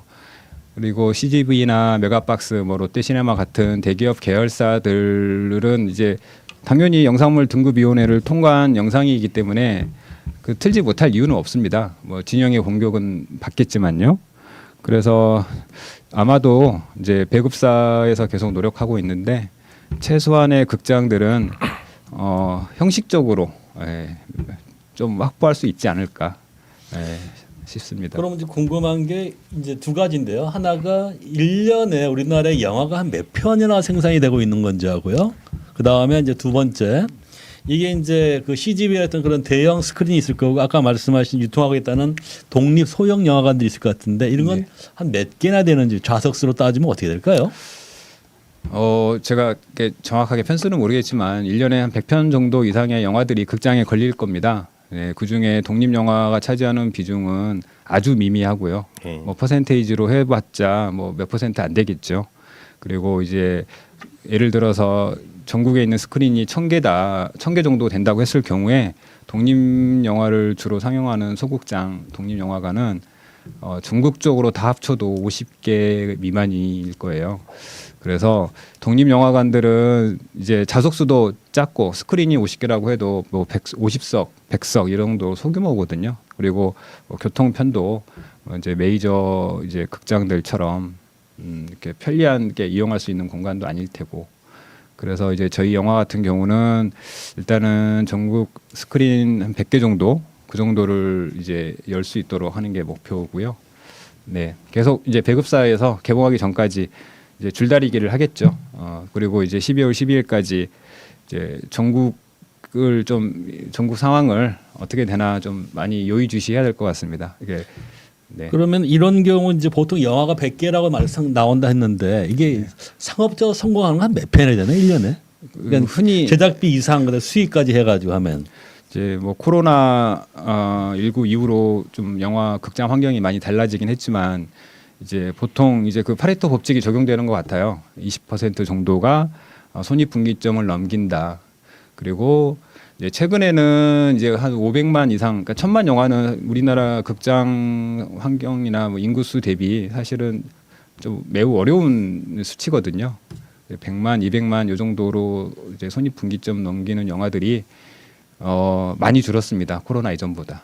예. 근데 뭐 다큐멘터리는 워낙 이제 제작비가 적기 때문에 그 정도까지는 아니더라도 예. 네, 저희가 목표로 하는 최소 10만 명 이상은 봐야 네, 물론 10만 명은 거의 뭐 100만 명, 200만 명 이상의 성적이라고 보시면 됩니다. 상업 영화, 극영화 기준으로요. 원래 그럼 감독님이 이제 지금까지 몇 편이나 잘 제작하셨나요? 성공한 건 몇 건이나 되는지? 저는 이게 세 번째 작품이고요. 첫 번째로 했던 게 2016년에 개봉한 무현 두 도시 이야기라는 노무현 대통령 관련 다큐멘터리가 있었습니다. 네. 그거는 20만 명 극장에서만 한 20만 명이 보셨는데 그때 개봉 시기에 무슨 일이 있었냐면 10월 26일 날 개봉일 이틀 전에 24일 날 최순실 태블릿 PC 사건이 이제 JTBC에 최초로 보도가 됩니다. 그러고 나서 이제 거리로 이제 시민들이 광장으로 이제 뛰어나오셨는데 그때 저희가 개봉관을 30개도 확보하지 못했었습니다. 노무현 대통령을 다룬다는 이유만으로 박근혜 정권의 어떤 견제 아닌 견제를 받았었고요. 하지만 이제 탄핵 정국으로 가면서 저희 영화가 스크린 최대 100개 이상으로 늘어나면서 20만 명이라는 아마 이제 다큐 역사상 뭐 그 당시 뭐 5손가락 안에 드는 흥행 성적이었고요. 그렇지만 이제 그 다음 작품 뭐 다큐멘터리라는 장르 자체를 이제 대단하게 뭐 높게 보시면 안 되는 게 흥행의 입장에서는 그 당시 뭐 오낭솔이나 뭐 니마 그 강을 건너지 마오 네. 같은 아주 특이한 케이스가 있지만 그것도 결론은 그런 정치적 색깔이 없는 상태에서 배급사의 아주 전폭적인 또는 그런 밀어주기가 있어서 가능했던 거고요. 근데 저 영화는 뭐 그렇게까지는 안 밀어주시겠죠. 네.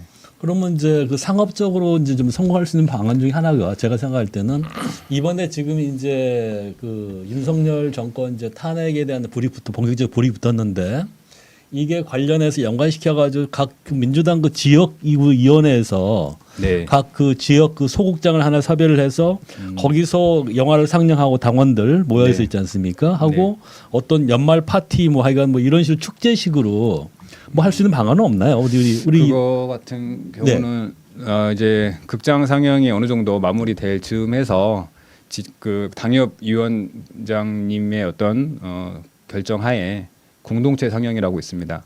그래서 특정 장소를 공간을 대관을 해서 저희 영화를 이제 단체 관람하실 수는 있죠. 그럼 그런 경우는 CGV를 빌릴 수도 있는 건가요? 당연하죠. 예. 보통 대관비가 얼마나 되나요, 이게? 그 이제 극장 객석 곱하기 뭐 보통 15,000원으로 계산하시죠. 근데 조금 더 이제 저렴하게 디스카운트가 되겠죠. 예. 그래서 예를 들면 한 인당 10,000원 정도 선에서 빌릴 수 있지 않나 싶네요. 그럼 올해 이제 오베너생 같은 경우는 의왕 가천 아니겠습니까? 네. 이런 데서는 어떤 특정 그렇게 빌려서 할 수 있는 그런 모임 같은 거 못 만드시나요? 어떻게 되나요? 저희는 그렇게 진행하고 있습니다. 네. 저희 뭐 다른 지역위원회에서도 아마 많이 지역하는 걸로 알고 있고 네. 최근에 그 건국 전쟁, 네, 네, 기류의 네. 김대중, 네, 네. 그런 부분들이 상당히 또 다큐멘터리 중에서도 흥행을 네, 했잖아요. 맞습니다. 물론 이제 그 진영에 따라서 또 이렇게 단체 관람도 하고 이렇게 했는데 네.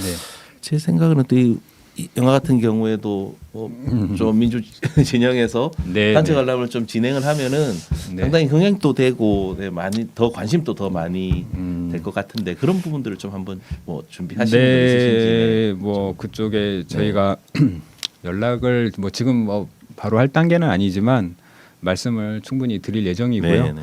하지만 또 그분들 입장에서 그러니까 저도 이제 민주당 지지자로서 항상 좀 아쉬운 부분이긴 한데 이런 이제 이슈가 생길 때 오히려 이거를 발벗고 나서시는 의원님들이 의외로 많지는 않습니다. 네. 여러 이유가 있겠지만 그래서 그러니까 민주당 이쪽 진영에서마저 이런 영화에 힘을 실어주지 않는다는 거에 대해서 이제 앞으로 좀 지켜봐야겠지만 좀 아쉬움이 있죠. 자, 그러면 또 이제 우리 오 변호사님 뭐 또 하실 말씀 있나 해가지고. 아닙니다. 저는 뭐 말씀처럼 정말 많은 분들이 이 영화를 봐야 될 것 같습니다. 많은 분들이 영화를 보고 이 김건희의 실체를 좀 더 많은 분들이 아셔야 될 것 같고 그러면서 아까 말씀하신 감독판까지 또 이제 또 추가해서 계속해서 시리즈 형식으로 제작되기를 저는 참 상당히 바라고 있습니다. 네. 그러면 이제 마지막으로 앞으로 뭐 계획이나 시청자들에게 당부하고 싶은 말씀이 있다면 부탁 좀 드리겠습니다. 네, 일단은 유튜브를 통해서 우리가 김건희, 윤석열의 민낯을 낱낱이 알고 있다고 생각하시는 분들이 많을 겁니다. 하지만 저희가 굳이 이거를 영화로 만든 이유는 유튜브의 특성상 어떤 특정 시기가 물론 검색을 해서 찾아볼 수 있지만 휘발되는 속성에 있지 않습니까? 근데 저희 영화는 어떤 기록의 정본으로서 역사에 남겨서 사람들이 그 시절 그때 그 사람들이 이렇게 했었고 시민들 또는 이제 또 이쪽 진영에 있는 사람들이 어떻게 그거에 맞서서 싸우고자 했는지 이제 이런 것들을 좀 영원히 사람들한테 잊혀지지 않기 위해서 만들었습니다. 많은 분들이 본인은 다 아는 내용이라고 판단이 되시면 주변에 젊은 친구들 또는 중도 보수층께 공유해 주시는 방향으로 이 영화를 홍보해 주시면 저희 영화가 많은 분들에게 더 보여줄 수 있지 않을까 싶습니다. 네. 오늘 출연해 주신 김훈태 대표님에 감사드리고요. 이상으로 정법시대 6회차 방송을 마무리하도록 하겠습니다. 감사합니다. 감사합니다. 그리고 남편이 대통령이 되는 경우라도 아내의 역할에는 충실하겠습니다. 부디 용명을 거두십시오.